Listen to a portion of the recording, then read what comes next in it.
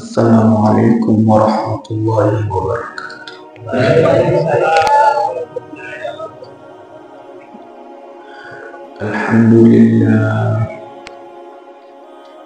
الحمد لله نحمده ونستعينه ونستغفره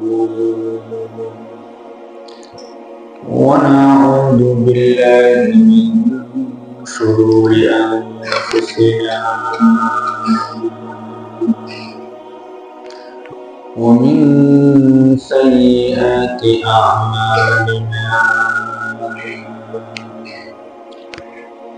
من يهد الله فلا مضل له ومن يضلل فلا هادي له ونشهد أن لا إله إلا الله وحده لا شريك له ونشهد أن محمدا عبده ورسوله أرسله بالحق بشيرا ونذيرا وداعيا إلى الله بإذنه وسراجا منيرا أما بعد فقد قال الله تعالى في كلامه المجيد وفي فرقانه الحميد সবাই পড়ি আউযু বিল্লাহি মিনাশ শাইতানির রাজীম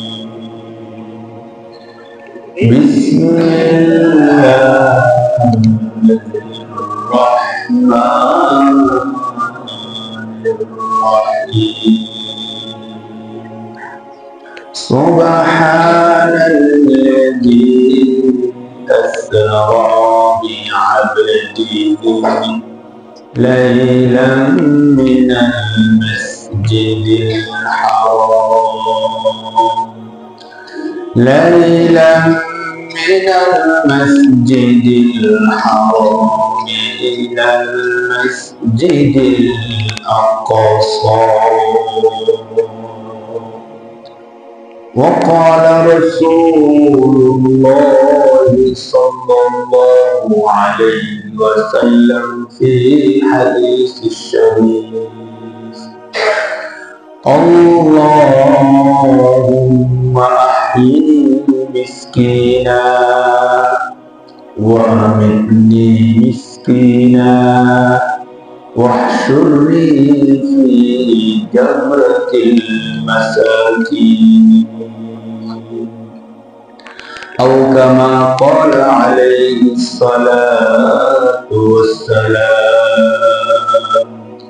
সবাই মুহাম্মদের সাথে দরুদ পড়ি আল্লাহুম্মা সাল্লি আলা মুহাম্মাদিন ওয়া আলা আলি মুহাম্মাদ কামা সাল্লাইতা আলা ইব্রাহিম ওয়া আলা আলি ইব্রাহিম ইন্নাকা হামিদুম মাজিদ اللهم بارك على محمد وعلى آل محمد كما باركت على إبراهيم وعلى آل إبراهيم إنك حميد مجيد سبحانك لا علم لنا إلا ما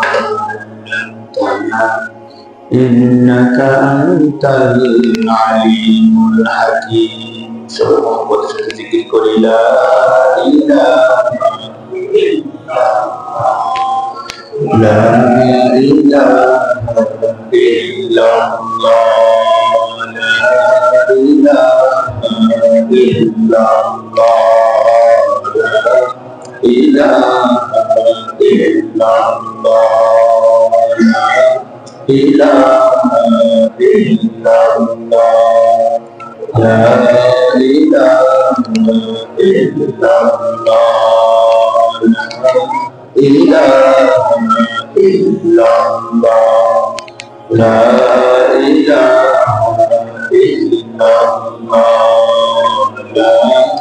ইলাহা ইল্লাল্লাহ লা ইলাহা ইল্লাল্লাহ লা ইলাহা ইল্লাল্লাহ লা ইলাহা ইল্লাল্লাহ মুহাম্মাদুর রাসূলুল্লাহ সাল্লাল্লাহু আলাইহি ওয়াসাল্লাম। আলহামদুলিল্লাহ, মহান রব্বে কারীমের দরবারে অসংখ্য শুকরিয়া যে আল্লাহ পাক রব্বুল আলামিন দয়া করে মায়া করে অনুগ্রহ করে আমাদেরকে পবিত্র জুমার দিনে আল্লাহ তাআলার পবিত্র মসজিদে আগে আসার বসা কোরআন ও হাদিসের আলোকে কিছু কথা বলার তৌফিক দিচ্ছেন। সে রব্বে কারীমের দরবারে মন খুলে প্রাণ খুলে বলি আলহামদুলিল্লাহ। বিগত জুমায় আমরা রাসূল সাল্লাল্লাহু আলাইহি ওয়াসাল্লামের পবিত্র মেরাজ সম্পর্কে আলোচনা করছিলাম। আল্লাহ তাআলা যদি সুযোগ করে দেন, মেরাজের বাকি আলোচনা আজকে শেষ করার চেষ্টা করব ইনশাআল্লাহ। আমরা বলছিলাম যে আল্লাহ রাসূল সাল্লাল্লাহু আলাইহি ওয়াসাল্লামের মেরাজ আমরা উম্মতে মুহাম্মাদের জন্য অত্যন্ত গুরুত্বপূর্ণ একটা অধ্যায়, গুরুত্বপূর্ণ একটা পাঠ। যদিও মেরাজের মধ্যে উম্মতের জন্য নির্দিষ্ট কোনো আমল নাই, উম্মতে আমল করতে হবে, এতটা রোজা রাখতে হবে, এত রাকাত নামাজ নফল নামাজ পড়তে হবে, এমন কোনো কথা মেরাজে নাই। কিন্তু মুমিনের জীবনের সাথে মেরাজের অনেক বড় সম্পর্ক রয়েছে। আমরা বলছিলাম শেষ দিকে যে কোনো ব্যক্তি যদি সত্যিকার মেরাজকে বিশ্বাস করে এবং মেরাজকে পালন করতে চায় সত্যিকার অর্থে, তাহলে তাকে 5 ওয়াক্ত সালাত আদায় করতে হবে। কি করতে হবে বলে? আর যে মুমিন প্রতিদিন 5 ওয়াক্ত সালাত আদায় করে, সে বলুক অথবা না বলুক, সে সত্যিকার অর্থে সে মেরাজকে কি করতেছে, মনে করে বিশ্বাস করতেছে এবং মেরাজের শিক্ষাকে সে ধারণ করতেছে। কারণ মেরাজ থেকে রাসূল সাল্লাল্লাহু আলাইহি ওয়াসাল্লাম সর্বশেষ 5 ওয়াক্ত সালাত নিয়ে আসছে। মুমিন রাসূল সাল্লাল্লাহু আলাইহি ওয়াসাল্লামকে ভালোবাসবে, রাসূল সাল্লাল্লাহু আলাইহি ওয়াসাল্লামের অনুসরণ করবে, এটাই স্বাভাবিক। কারণ রাসূল সাল্লাল্লাহু আলাইহি ওয়াসাল্লামের ভালোবাসার নাম ঈমান। সুবহানাল্লাহ, দেখেন রাসূল সাল্লাল্লাহু আলাইহি ওয়াসাল্লামের অনুসরণ তো ঈমান। শুধু অনুসরণ না, রাসূল সাল্লাল্লাহু আলাইহি ওয়াসাল্লামকে ভালোবাসার নাম কি? ঈমান। বুখারী শরীফের হাদিসের মধ্যে আল্লাহ রাসূল নিজে বলতেছেন, লা ইউমিনু আহাদুকুম হাত্তা আকুনা আহাব্বা ইলাইহি মিন ওয়ালিদিহি ওয়া ওয়ালাদিহি ওয়ান নাসি আজমাইন। সুবহানাল্লাহ, স্পষ্ট বলতেছেন বুখারী শরীফের হাদিস, লা ইউমিনু আহাদুকুম, তোমাদের কেউ ততক্ষণ পর্যন্ত মুমিন হতে পারবে না যতক্ষণ পর্যন্ত সে তার নিজ থেকে, পরিবার পরিজন থেকে, ছেলে সন্তান থেকে আমি নবীকে বেশি না ভালোবাসবে, ততক্ষণ সে প্রকৃত মুমিন হতে।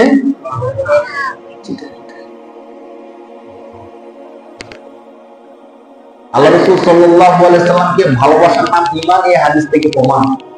আর আমরা আল্লাহ রাসূল সাল্লাল্লাহু আলাইহি ওয়াসাল্লামকে আমাদের জীবন থেকে, আমাদের পরিবার, আমাদের আত্মীয়স্বজন সবকিছু থেকে সবচেয়ে বেশি ভালোবাসি। আলহামদুলিল্লাহ, কি বলেন, আমরা ভালোবাসি না?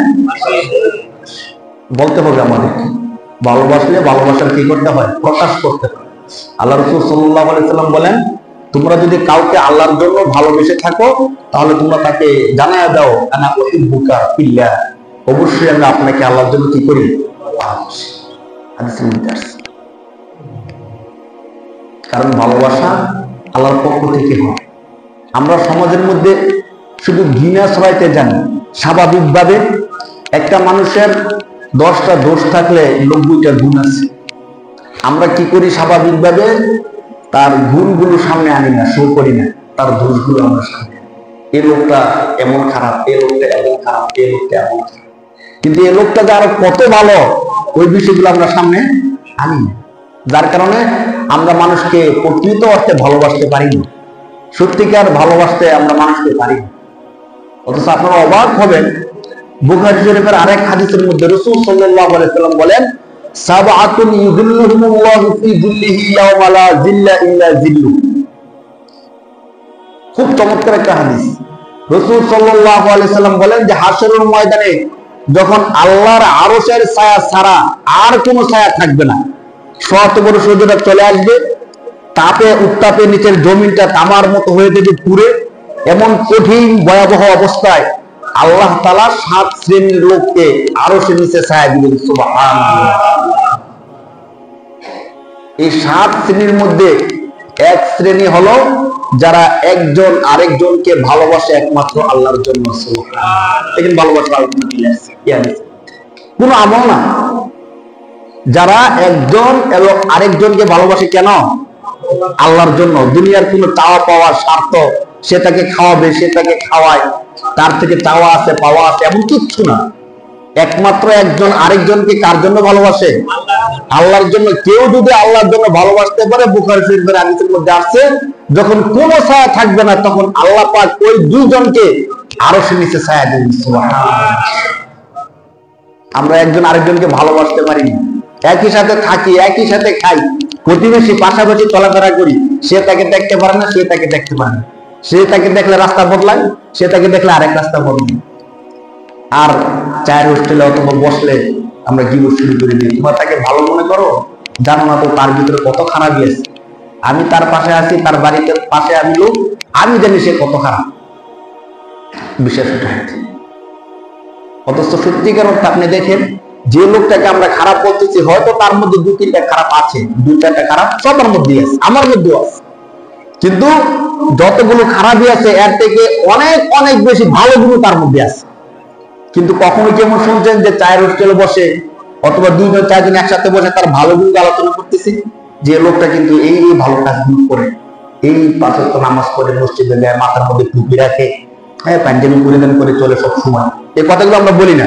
আমরা কি বলি শোনেন, যে লোকটা টুপি পরিধান করে, রাসূল সাল্লাল্লাহু আলাইহি ওয়াসাল্লাম পাঞ্জাবিও পরিধান করে, আমরা তার সম্পর্কে বলি টুপি পরলে কি লোকটা ঠিক নেই, শুধু দেখানোর জন্য টুপি পিনতে, কিন্তু ভিতরটা পুরাই খারাপ।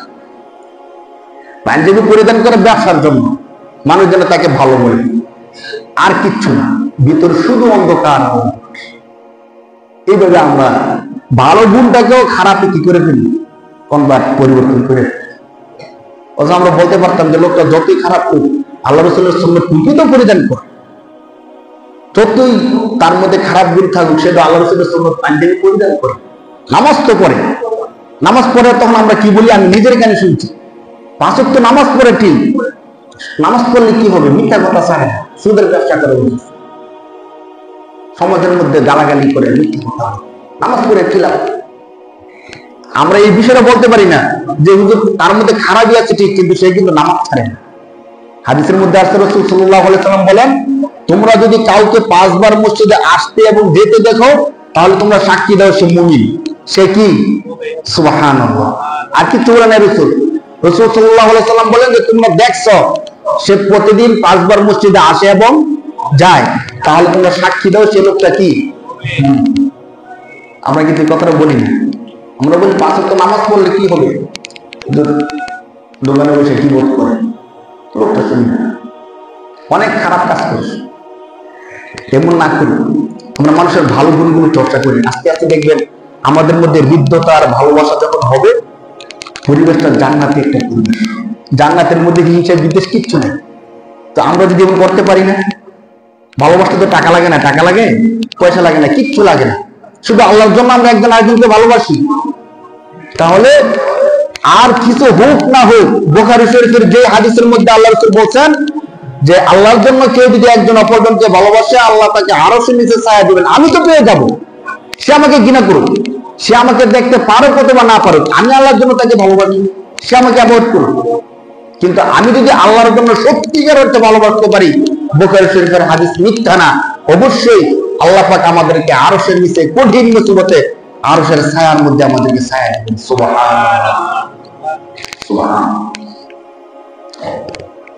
বলতেছিলাম মেরাজের কথা।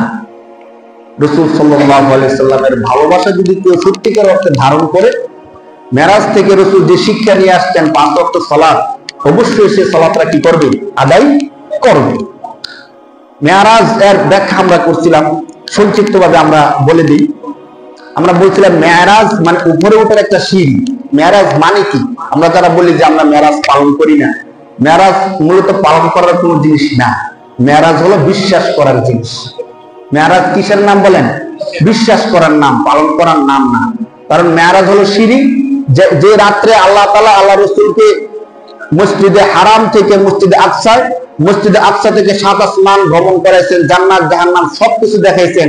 ওই রাত্রিতে যে ঘটনা ঘটছিল, ওই রাত্রিকে আমরা বলি শবে মেরাজ, আরবিতে বলি লাইলাতুল মেরাজ। একই কথা, শবে মেরাজ মেরাজের রাত্রি, লাইলাতুল মেরাজ তো মেরাজের রাত্রি।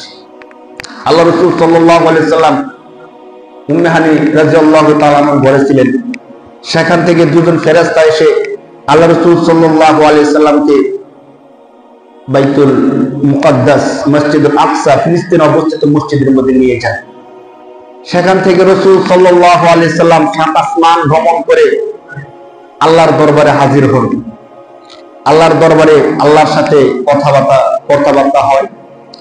কথাবার্তা শেষ করে রাসূল সাল্লাল্লাহু আলাইহি সাল্লাম 5 ওয়াক্ত নামাজ আমাদের জন্য নিয়ে আসে। আমরা এতটুকু পর্যন্ত বলছিলাম। আল্লাহ রাসূল সাল্লাল্লাহু আলাইহি সাল্লাম 5 ওয়াক্ত নামাজ নিয়ে আসে। আসার সময় আল্লাহ পাক রব্বুল আলামিন আল্লাহ রাসূল সাল্লাল্লাহু আলাইহি সাল্লামকে জান্নাত এবং জাহান্নাম পরিদর্শন করেন। আল্লাহ রাসূল নিজে জান্নাত এবং জাহান্নাম দেখে আসছেন। আমরা ইসলাম ধর্ম যারা মানি, অন্যান্য ধর্মের তুলনায় আমাদের ধর্মের বিষয়টা একটু দেখি।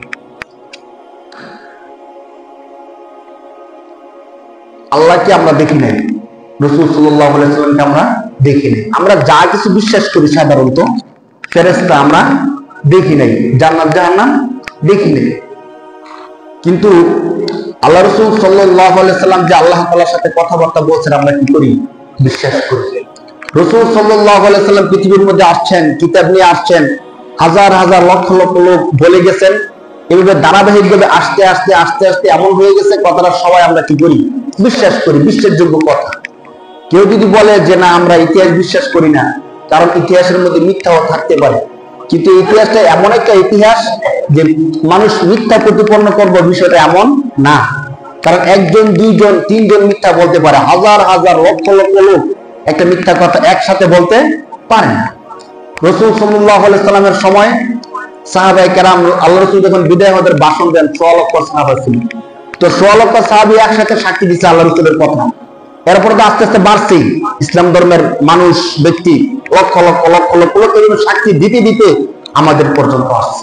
এখনকার গণনা অনুযায়ী প্রায় 200 কোটি মুসলমান যারা সাক্ষী দেয় আল্লাহ এক, আল্লাহ রাসূল সাল্লাল্লাহু আলাইহি সাল্লাম মুহাম্মদুর রাসূলুল্লাহ সাল্লাল্লাহু আলাইহি সাল্লাম। শুধু আমাদের নবী না, আমাদের যে আদি পিতা হযরত আদম আলাইহিস সালাতু ওয়াস সালাম, তাকে সৃষ্টি করা হয়েছে জান্নাতের মধ্যে। কোথায় সৃষ্টি করা হয়েছে? জান্নাতে সৃষ্টি করে তিনি জান্নাতেই ছিলেন, জান্নাতেই বসবাস করছিলেন। আল্লাহ তাআলা তাকে পরবর্তীতে দুনিয়ার মধ্যে প্রেরণ করছেন। তো দেখেন, আমাদের অভিভাবক কে? ইসলাম ধর্মের। ইসলাম ধর্মের সর্বপ্রথম যিনি আমাদের আদি পিতা হযরত আদম আলাইহিস সালাতু ওয়াস সালাম। এরপরে সর্বশেষ নবী যিনি আমাদেরকে ধর্মের দীক্ষা দিয়েছেন, তিনি হলেন মুহাম্মদুর রাসূলুল্লাহ সাল্লাল্লাহু আলাইহি ওয়াসাল্লাম। আমাদের পরিবারের মধ্যে আমরা সবচেয়ে বেশি মান্য করি কাকে? আমাদের বাবাকে। এরপরে আমাদের বড় ভাই যদি মুরব্বী থাকে, আমরা বড় ভাইকে কি করি? মুরব্বী হিসাবে মান্য করি, সবাই সাধারণত বাবার পরে। এখন যদি কোনো একটা বিষয়ে মেয়ের বিবাহের যখন সময় হয়, দরকার হয়, তখন কি সবার আগে মেয়ে গিয়ে স্বামীর বাড়ি দেখে আসে না বাবা দেখে আসে? বাবা অথবা বড় ভাই অথবা এমন কোন একজন গার্জিয়ান কি করে, ছেলের বাড়ি দেখে আসে। এমন তো আমরা আমাদের সমাজে প্রচলন নাই। মেয়ে বিবাহ বসবো, মেয়ে বললো যে না বাবা আপনার দেখা হবে না, আমি নিজে গিয়ে আমার স্বামীর বাড়ি কি করব, দেখে আসবো। এমন হয়? যদি এমন করে কেউ, তাহলে তাকে আমরা নির্লজ্জ বলি, যে লজ্জা শরম কম। কিভাবে সম্ভব যে সে বিয়ে বসবো, সেই নিজে গিয়ে স্বামীর বাড়ি দেখে আসবে? আর কোন মেয়ে, আমাদের সমাজের কোন মেয়ে এমন দাবি, এমন আবদার করে না। করে বলে এক কথায় বলে যে আমার বাবা যদি রাজি থাকে তা আমি আছি, আমার বাবার পছন্দ হলে আমার পছন্দ, আমার বড় ভাইয়ের পছন্দ হলে আমাদেরও পছন্দ। তো দেখেন, আমাদের যারা অভিভাবক ইসলাম ধর্মের মধ্যে, আমাদের আদি পিতা হযরত আদম আলাইহিস সালাতু ওয়াস সালাম, তিনি নিজের চোখে জান্নাত দেখেছেন। সুবহানাল্লাহ। তিনি নিজের চোখে জান্নাত দেখেছেন, নিজে জান্নাতের ফল ভোগ করেছেন, জান্নাতের মধ্যে ঘোরাফেরা করেছেন। দুনিয়ার মধ্যে আমাদের কাছে এসে বলেছেন যে আমার সন্তানেরা, আমি জান্নাত থেকে আসছি, আল্লাহর ইবাদত করে আমি আবার জান্নাতে চলে যাচ্ছি। তোমরা যদি আমার এই পথ অনুসরণ করতে পারো, তাহলে তোমাদের কোনো ভয় নাই, কষ্ট নাই, তোমরা আবার কোথায় চলে যাবে? জান্নাতে চলে যাবে। তাহলে আমরা আমাদের আদি পিতার কথায় বিশ্বাসী ইনশাআল্লাহ। কি বলেন? আমাদের বাবা জান্নাত দেখে আসছেন, এতে আমাদের জন্য যথেষ্ট না? কি বলেন? নাকি আমাদেরকে চোখে দেখতে হবে? না। ইসলাম ধর্মে আমরা যারা আছি, আমরা বলি আমাদের আদি পিতা আদম যেহেতু জান্নাত দেখে আসছেন, আমাদের প্রিয় নবী মুহাম্মদুর রাসূলুল্লাহ নিজের চোখে জান্নাত দেখে আসছেন, আমাদের দেখার আর দরকার নাই। তাদের দেখাই আমাদের দেখার জন্য যথেষ্ট। আমরা বলি না যে না, যতক্ষণ জান্নাত না দেখবো। কিছু লোক এমন আছে, নাস্তিক, মুরতাদ, যা দেখি না তা বিশ্বাস করি না। তাদের কথা কিন্তু সঠিক না। তারা যে কথাটা বলে যা দেখি না তা বিশ্বাস করি না, এটা মিথ্যা কথা। সত্যি কথা হলো তারাও অনেক কিছু আছে দেখে না, কিন্তু কি করে? সত্যি কথা। তো তারা বুঝাতে চায় আমরা যা দেখি না তা আমরা কি করি না, বিশ্বাস করি না। তো কি দেখো না? আমরা জান্নাত দেখি না, বিশ্বাস করি না। জাহান্নাম দেখি না, বিশ্বাস করি না। আল্লাহ দেখি নাই, বিশ্বাস করি না। তাদেরকে যদি আপনি প্রশ্ন করেন যে মরিচের মধ্যে যে জাল আছে, এটা কি দেখা যায়? জালটাকে কেউ দেখছেন? কেমন জালটা? যদি বলেন যে জালের রং হলো লাল, তাহলে কাঁচা মরিচের জাল নাই? কাঁচা মরিচ কি লাল? না। বলেন অনেক কিছু এমন আছে যেগুলো আমরা দেখি না, কিন্তু কি করি? বিশ্বাস করি। রূহ তো আমরা কেউ দেখি নাই, বিজ্ঞান আবিষ্কার করতে পারে না, কিন্তু আমরা রূহ বিশ্বাস করি কি করি না? অনেক কিছু আছে আমরা দেখি না, কিন্তু কি করি? বিশ্বাস করি না। আমরা যে আরো যদি গভীরে যাই, আমরা যে পিতামাতা থেকে জন্মগ্রহণ করছি, আমরা কি দেখছি কেউ? বলেন কেউ দেখছি? আমাদের আত্মীয় স্বজন বলছে যে উনি তোমার মা, আমাদের শিখিয়েছে ওনা তোমার বাবা। হ্যাঁ, আত্মীয় স্বজন শিখিয়েছে উনি তোমার মা, উনি তোমার বাবা। এইভাবে আস্তে আস্তে করে আমরা বুঝতে শিখছি, কিন্তু উনি যে আমার প্রকৃত বাবা, উনি যে আমার প্রকৃত মা, এখনকার বিজ্ঞান আবিষ্কার করছে, ডিএনএ টেস্ট করে দেখায় যে উনি বাবা, উনি কি মা। কিন্তু আমরা কেউ কি দেখছি? বিশ্বাস করি। যদি কেউ বলেন, নাস্তিক যারা আছে তাদেরকে যদি বলেন যে আপনি যে এই পিতার সন্তান, এই মার সন্তান, এ তো আপনি দেখছেন না, বিশ্বাস করেন? যদি বলে বিশ্বাস করি না, তাহলে যারা সন্তান, বলেন কি সন্তান? তাদের যুক্তিতে তারা কি সন্তান হয়ে দাঁড়াইলো? আর যদি বলি বিশ্বাস করি, তো আপনি দেখেন নাই, কেন বিশ্বাস করেন?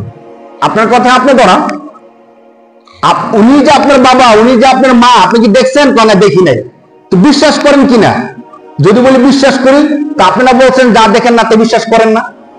আর যদি বলে যে না বিশ্বাস করি না, তাহলে তো আপনি কি না সঠিক সন্তান, বৈধ সন্তান না। আপনার যুক্তিতে আপনি কি সন্তান? যার সন্তান। সত্যিকার অর্থে যদি এমন কেউ বলে যে যা দেখি না তা বিশ্বাস করি না, যা দেখি তা বিশ্বাস করি, তাহলে সে দুনিয়ার মধ্যে বৈধ সন্তান হওয়ার অধিকার রাখে না। সে কি হতে পারে? সর্বোচ্চ সারস। আমরা আল্লাহ এবং আল্লাহ রাসূল যে কথা বলছে, দেখি অথবা না দেখি, সবকিছু আমরা কি করি? বিশ্বাস করি।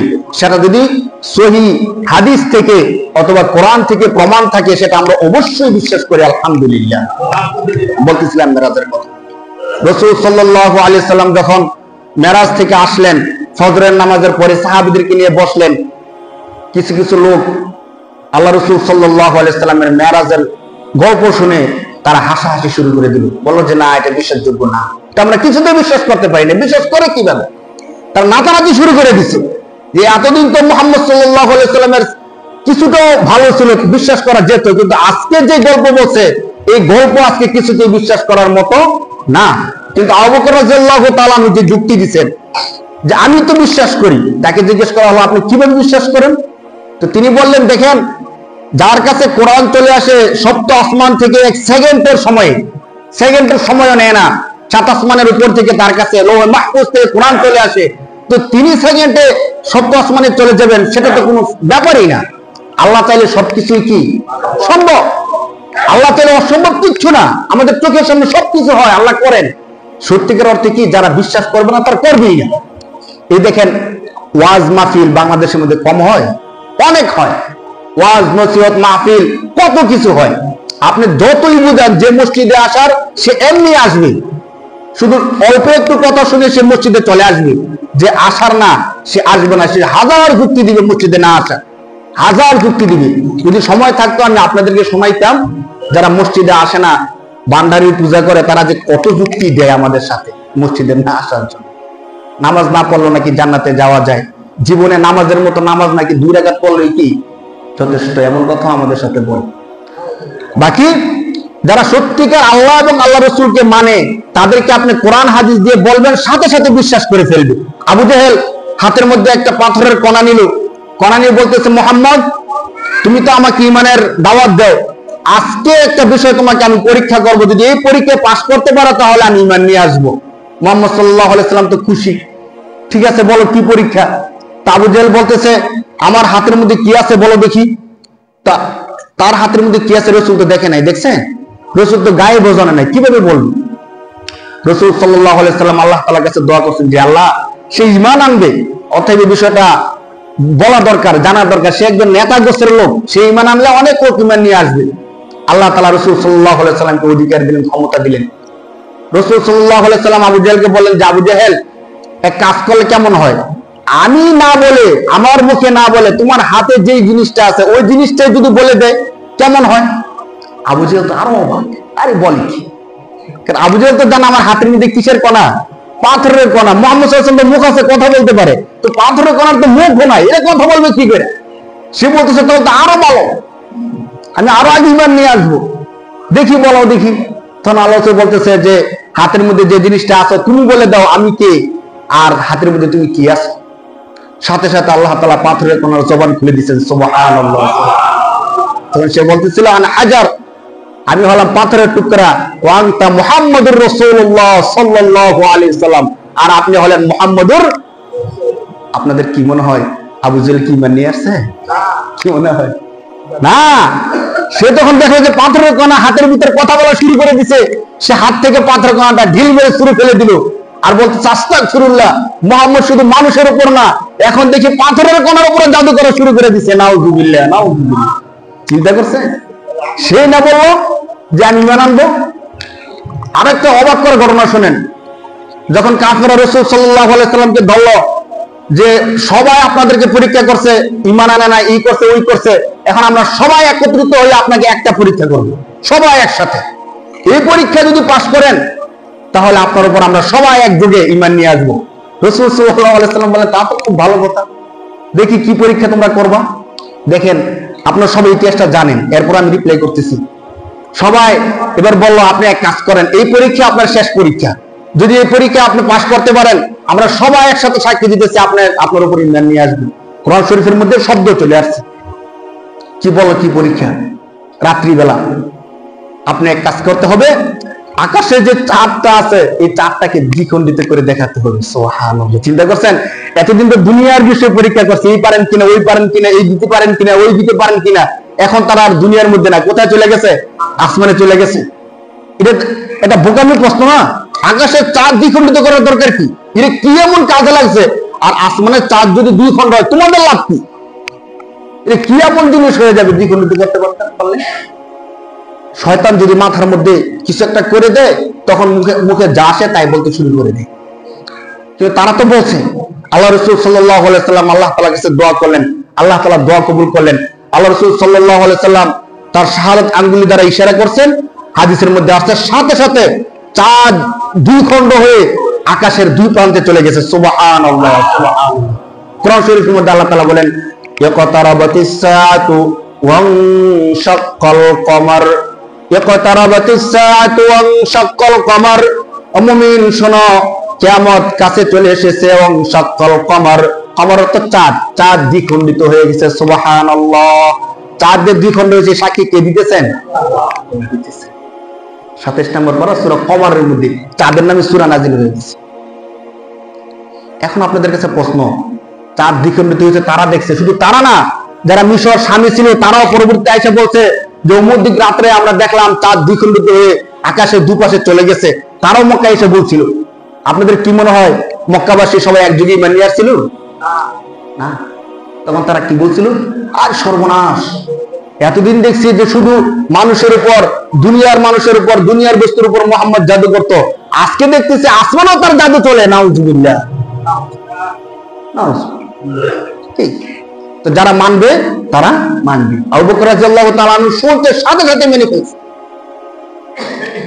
আল্লামা ইবনে কাসির রাহমাতুল্লাহি আলাইহি তার বিখ্যাত তাফসীর গ্রন্থ তাফসীর ইবনে কাসিরের মধ্যে 3য় খণ্ডের মধ্যে আনছেন, এই মেরাজ যে সত্য ছিল, সত্য ঘটনা ছিল, একজন অমুসলিম ইহুদি পণ্ডিত এ ব্যাপারে সাক্ষ্য দিয়েছে।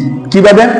বুখারী শরীফে একটা বিখ্যাত হাদিস আছে, রাসূল সাল্লাল্লাহু আলাইহি সাল্লাম রোমের সম্রাট হিরাক্লিয়াসের নিকট যখন দাওয়াতের পত্র দিয়ে পাঠাইলেন, সে দাওয়াতের পত্রটা পড়ার পরে সে বলল যে কুরাইশের কোন ব্যক্তি, গুরুত্বপূর্ণ কোন ব্যক্তি এমন আছে যে আমার সাথে কথা বলতে পারে, আমি এই চিঠি সম্পর্কে জানতে চাই। তখন মক্কা থেকে আবু সুফিয়ান, মক্কার লিডার ছিল, সে ব্যবসায়ী কাফেলা নিয়ে রোমে গিয়েছিল, তাকে ধরে নিয়ে আসা হলো। বলল এই আবু সুফিয়ান হলো আল্লাহ রাসূলের সবচেয়ে কাছের লোক, তার কাছে আপনি কি জানতে চান জানতে পারেন। বুখারী শরীফের মধ্যে বিশাল বিস্তারিত হাদিস আছে। রোমের সম্রাট তাকে অনেক প্রশ্ন করছে এবং তাকে বলছে যে তুমি যা যা বলবা সবকিছু সত্য বলবা, যদি মিথ্যা বলো তাহলে তোমার খবর আছে, আমি পরবর্তীতে সবগুলো বিষয় যাচাই বাছাই করব। প্রশ্নগুলো এমন ছিল যে যে তোমাদের দেশের মধ্যে নবী দাবি করতেছে তার পিতৃপুরুষ পূর্বের কোন ব্যক্তি কি রাজা বাদশা ছিল? কয় না, রাজা বাদশা ছিল না। যে তোমাদের দেশের মধ্যে নবী দাবি করতেছে তিনি কি এই নবী দাবি করার আগে কখনো মিথ্যা কথা বলছিল? দেখেন প্রশ্নটা কেমন। কারণ রোমের বাদশা সে তৎকালীন সময়ের কিতাবের আলেম ছিল, সে কিতাব পড়া জানতো। সে কি জিজ্ঞেস করলো যে এখন তো নবী দাবি করছে, এর আগে কি কখনো মিথ্যা কথা বলছিল? আবু সুফিয়ান বলে যে না, কখনো আমরা তাকে মিথ্যা কথা বলতে শুনিনি। আর অনেকগুলো প্রশ্ন করছে, তোমাদের সাথে তার যুদ্ধ হয়েছে কিনা, যুদ্ধের ফলাফল কি। আরেকটা প্রশ্ন করছিল যে তার দলে যারা আসে তারা কি ফিরে যায়, অর্থাৎ যারা মুমিন হয় তারা আবার কাফের হয় কিনা। আবু সুফিয়ান বলছে যে না, যারা মুমিন হয় তারা কখন কি হয় না, কাফের হয় না। আরেকটা প্রশ্ন এমন ছিল যে তার দলের মধ্যে অধিকাংশ কি দরিদ্র শ্রেণী নাকি উচ্চবিত্ত ধনী শ্রেণীর লোকেরা আসে। বুখারী শরীফের হাদিসের মধ্যে আসছে, আবু সুফিয়ান বলছে যে তার দলের মধ্যে অধিকাংশ আছে দরিদ্র শ্রেণীর। কোন শ্রেণীর বলেন? দরিদ্র শ্রেণী। যুগে যুগে যারা ইসলামের কাজ করছে, ইমানের কাজ করছে, সহায় সম্বল নাই, কিচ্ছু নাই, তারা এই দিনের কাজে বেশি অগ্রগামী হয়েছে। ধন সম্পদ থাকলে আল্লাহ রাসূল থেকে পিছিয়ে চলে যায়। ধন সম্পদ এমন একটা জিনিস, যদিও খারাপ কিছু না, কিন্তু একটা সময় খারাপ হয়ে যেতে হয়। ধন সম্পদের মায়ায়, ধন সম্পদের ব্যস্ততায় মানুষকে বেশিরভাগ সময় খারাপের মধ্যে নিয়ে যায়, মানুষকে ভুল সিদ্ধান্ত নিতে বাধ্য করে। কারোর সাথে ঝগড়া লাগবে, যদি আপনার টাকা পয়সার পিছনে সাপোর্ট না থাকে আপনি বেশি ক্ষতি তার করবেন না, কিন্তু যদি পিছনে সাপোর্ট থাকে, লক্ষ লক্ষ টাকা থাকে, তাহলে তাকে হত্যা করে ফেলতে মানুষ দ্বিধাবোধ করে না। মনে করে টাকা আছে আমি সেরে ফেলতে পারবো, প্রকাশ্যে গুলি করে মেরে ফেলে। কেন? মনে করে টাকা পয়সা আছে, ক্ষমতা আছে, সমস্যা না, আমাকে কে করবে, আমাকে কে থামাবে, আমাকে থামাবার মতো কেউ নাই, এভাবে করে ফেলে। যুগে যুগে দেখেন কোরআন শরীফের 19 নম্বর পারার মধ্যে নূহ আলাইহিস সালাম যখন দ্বীনের দাওয়াত দেয়, তখন দেশের উচ্চবিত্ত যারা ছিল তখন তারা বলছিল ক্বালু আনুমিনু লাকা ওয়াত্তাবাকাল আরযালুন, আপনি যে আমাদেরকে দাওয়াত দিতেছেন আমরা আপনার ঈমান আনবো? আপনার সাথে তো অধিকাংশ দরিদ্র, গরিব দুঃখী, খাইতে পারে না, এমন লোকেরা আপনার সাথে চলাফেরা করে। আনুমিনু লাকা, আমরা আপনার উপর বিশ্বাস স্থাপন করবো, অথচ আপনাকে অনুসরণ করে দরিদ্ররা। আল্লাহ রাসূল কি বলছে দেখেন, সহিহ হাদিসের মধ্যে আছে, রাসূল সাল্লাল্লাহু আলাইহি সাল্লাম বলেন আল্লাহুম্মা আহিনি মিসকিনা ওয়া আমিতনি মিসকিনা ওয়াহশুরনি ফি জুমরাতিল মাসাকিন। সুবহানাল্লাহ, আমাদের জন্য কত বড়। আর আমরা এখন দুনিয়াতে যারা আছি, কিছু টাকা পয়সা, আমরা কিন্তু এত ধনীও না। ধনী বলতে ধরেন কোটি কোটি বিলিয়নার মিলিয়নার, আমরা যে লক্ষ টাকার মালিক এটাকে ধনী বলেন, একটা আনতে গেলে আরেকটা আমাদের ফুরে আসে। আল্লাহ রাসূল নিজে দোয়া করতেছেন আল্লাহর কাছে, আল্লাহুম্মা আহইনি মিসকিনা, হে আল্লাহ আপনি আমাকে মিসকিন হিসাবে জীবিত রাখেন, ও আমিতনি মিসকিনা, এবং মিসকিন করে আমাকে কি দেন, মৃত্যু দেন, ওয়াহশুরনি ফি জুমরাতিল মাসাকিন, এবং হাসরের ময়দানে মিসকিনদের সাথে আমার হাসর করিয়েন। সুবহানাল্লাহ সুবহানাল্লাহ। হিরাক্লিয়াস রোমের বাদশা যখন আবু সুফিয়ানকে প্রশ্ন করতেছিল, তো যতগুলো প্রশ্ন করছে সবগুলো প্রশ্নের উত্তরই পজিটিভ, এবং সবগুলো হিরাক্লিয়াস রোমের বাদশা পজিটিভলি নিতেছে। সে বলতেছে হ্যাঁ এটাই ঠিক আছে, নবীরা অতীতে কখনো মিথ্যা বলে না, হ্যাঁ এটাই ঠিক আছে, নবীদের অতীতে কেউ রাজা বাদশা থাকে না, হ্যাঁ এটাই সত্য, নবীদের বেশিরভাগ অনুসরণ করে যারা দরিদ্র শ্রেণীর তারাই বেশি অনুসরণ করে। তো আবু সুফিয়ান দেখতেছে কোনো কথাই রোমের বাদশাকে ঠেকানো যাইতেছে না, সে ঈমান নিয়ে আসবে। তখন আবু সুফিয়ান বলতেছে যে বাদশা, এতক্ষণ তো বললাম আমি আপনাকে একটা গল্প শোনাই, ঘটনা শোনাই, এই ঘটনা শুনলে আপনি বুঝতে পারবেন যে মুহাম্মদ সাল্লাল্লাহু আলাইহি ওয়াসাল্লাম যে মিথ্যা, উনি যে সত্যিকার নবী না, এই গল্প শুনলে আপনি নিজে নিজে বুঝে যাবেন, আমাকে কিছু বলতে হবে না। কি গল্প? তখন আবু সুফিয়ান এই রোমের বাদশার সামনে মেরাজের ঘটনা তুলে দিচ্ছে, যে দেখেন উনি বলতেছেন যে মক্কা থেকে উনি মসজিদুল আকসার মধ্যে আসছেন, মসজিদুল আকসা থেকে 7 আসমান ভ্রমণ করে জান্নাত জাহান্নাম ভ্রমণ করছেন রাতের কিছু অংশে কিছু সময়ে। এটা কি বিশ্বাস করা যায়? এটা কিভাবে সম্ভব? আবার নাকি রাতের কিছু সময় তো করছেন, আবার বিভিন্ন জায়গার মধ্যে নামাজ পড়ছেন, মসজিদুল আকসার মধ্যে নাকি এসে নামাজ পড়ছেন, এটা কি করে সম্ভব? এই কথা যখন বলতেছিল তাফসীর ইবনে কাসিরের মধ্যে আসছে যে বাদশার পাশে দাঁড়াইছিল তখনকার সময়ের সবচেয়ে বড় ধর্মযাজক, যে নাকি মসজিদুল আকসার খাদেম ছিল, মসজিদুল আকসাকে দেখাশোনা করতো তৎকালীন সময়ে। সে বলতেছে যে বাদশাহ এই বিষয়টা আমি ভালো করে জানি। আরে বলো কি, তুমি কি করে জানো? কয় এই বিষয়টা আমি আপনার কাছে বলতে পারি, তৎকালীন রাত্রের সাক্ষী আমি নিজে। তো কি করে? আমি মসজিদুল আকসার খাদেম ছিলাম, সবসময় মসজিদুল আকসা রাত্র যখন হয়ে যেত আমি চলে আসতাম, মসজিদুল আকসার দরজা জানালা সবকিছু আমি লাগাই আসতাম।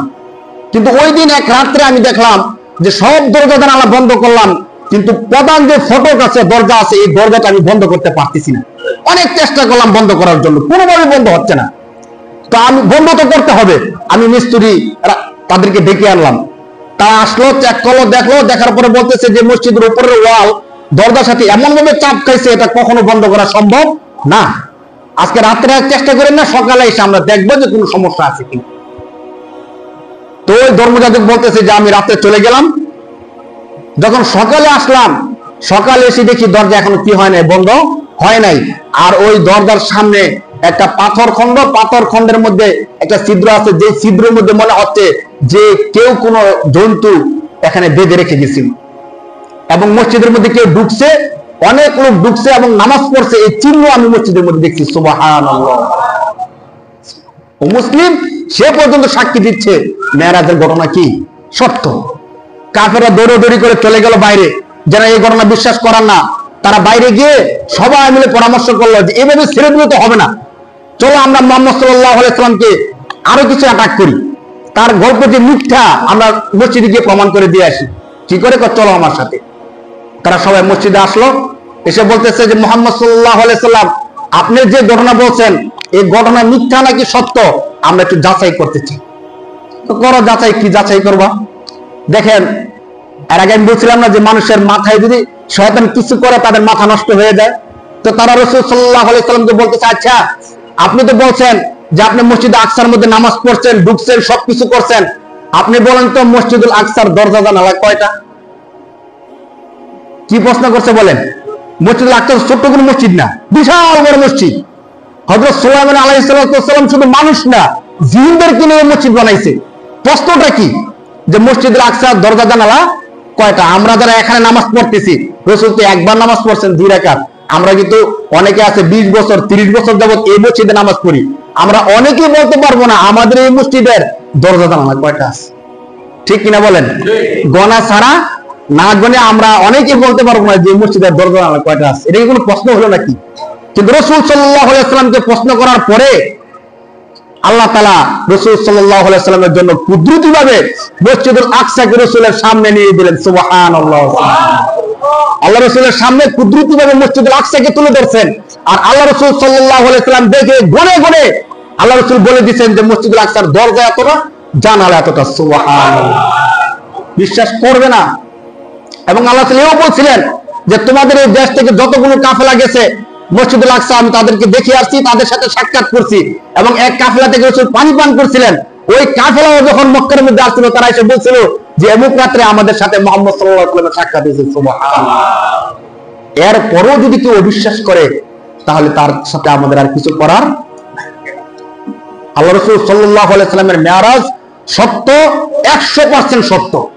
আদৌ পর্যন্ত কেউ যদি অস্বীকার করে তাহলে তার ঈমান থাকবে না। আমরা বলছিলাম রাসূল সাল্লাল্লাহু আলাইহি ওয়াসাল্লামের নবুয়তকে অস্বীকার করলে যেমন ঈমান নষ্ট হয়ে যায়, হুবহু রাসূল সাল্লাল্লাহু আলাইহি ওয়াসাল্লামের মেরাজকে যদি কেউ অস্বীকার করে তাহলে তার ঈমানও কি হয়ে যাবে? নষ্ট হয়ে যাবে। আল্লাহ রাসূল সাল্লাল্লাহু আলাইহি ওয়াসাল্লাম যখন জান্নাত ভ্রমণ করতেছিলেন, একটা পায়ের আওয়াজ শুনলেন, পরিচিত পায়ের আওয়াজ। রাসূল সাল্লাল্লাহু আলাইহি ওয়াসাল্লাম দেখলেন যে পায়ের আওয়াজটা হযরত বিলাল রাদিয়াল্লাহু তাআলা আনহু। দুনিয়াতে আসার পরে বিলাল রাদিয়াল্লাহু তাআলা আনহুকে ডাকলেন, বললেন বিলাল, আমি যখন জান্নাত পরিদর্শন করতেছিলাম সেখানে তোমার পায়ের আওয়াজ শুনলাম, কি ব্যাপার? কি এমন আমল করো যে আমলের বিনিময়ে তোমার পায়ের আওয়াজ আমি জান্নাতের মধ্যে শুনতে পাইছি?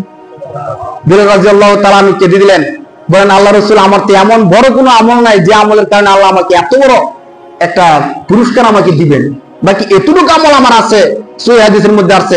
বিলাল রাদিয়াল্লাহু তাআলা আনহু বলেন যে এতটুকু আমল আমার আছে যে আমি যখনই ওযু করি তখনই আমি দুই রাকাত সালাত আদায় করি। সুবহানাল্লাহ। একে আরবি পরিভাষায় তাহিয়াতুল ওযু বলা হয়। আমরা যারা পারি বিলাল রাদিয়াল্লাহু তাআলা আনহুর এই আমলটা আমরা করার চেষ্টা করব ইনশাআল্লাহ। তাহিয়াতুল ওযু, যখনই ওযু করব তখনই দুই রাকাত সালাত আদায় করব ইনশাআল্লাহ। এবং আল্লাহ রাসূল সাল্লাল্লাহু আলাইহি সাল্লাম মেরাজ করছেন, মেরাজ থেকে যেই 5 ওয়াক্ত সালাত আমাদের জন্য নিয়ে আসছেন, আমরা সবাই 5 ওয়াক্ত সালাত আদায় করব ইনশাআল্লাহ। কি বলেন? আমাদের অনেক প্রমাণের দরকার নাই, অনেক কিছুর দরকার নাই। আল্লাহ রাসূল বলেছেন এতেই আমরা বিশ্বাসী, ঠিক কিনা বলেন? আল্লাহ রাসূল বলেছেন এতেই আমরা বিশ্বাস করি, দেখার দরকার নাই, এত কিছু বোঝার দরকার নাই। আল্লাহ এবং আল্লাহ রাসূল যদি কোনো কথা বলে এবং সহিহ প্রমাণে আমরা যদি পাই, আমরা সাথে সাথে নির্দ্বিধায় সাথে মেনে নেব ইনশাআল্লাহ। বলেন ইনশাআল্লাহ। আল্লাহ তাআলা আমাদের সবাইকে আমল করার তৌফিক দান করুন বলে আমিন। যারা সমুদ পেনে চ্যানেল